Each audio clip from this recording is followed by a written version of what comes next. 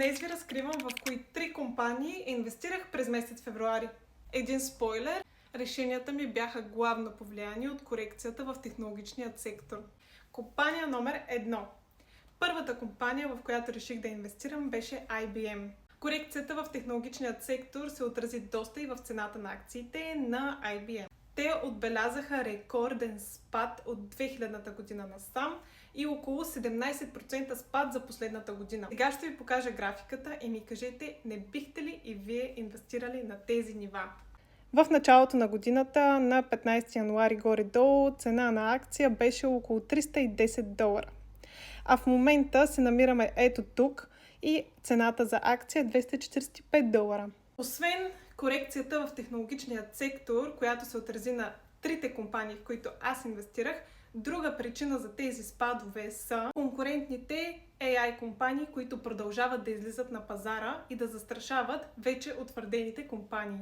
Също така, IBM се опитват да се трансформират от традиционният IT гигант в една AI и Cloud компания.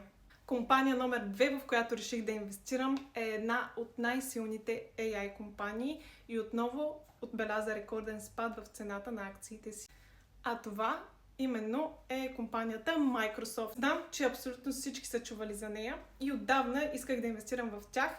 Точно сега дойде правилният момент. За последните 6 месеца компанията е отбелязала спад от 20%.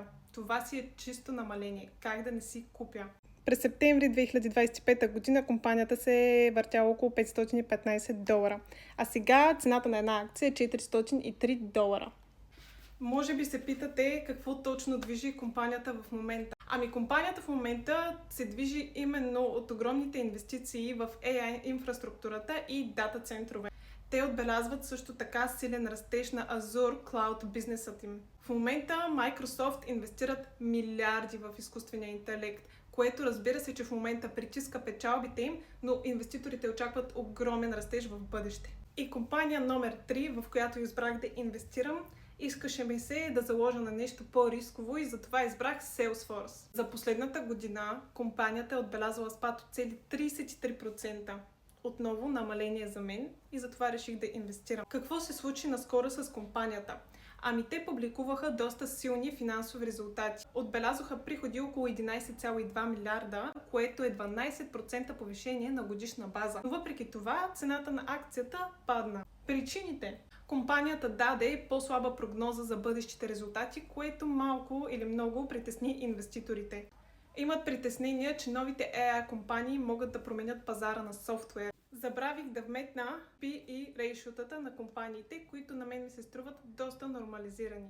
PE рейшото на IBM в момента е около 22, на Salesforce около 26, а на Microsoft 25. Ако искате да научите как се справят компаниите, откакто аз инвестирах в тях, може да изгледате следващото видео, част 2 в профила ми.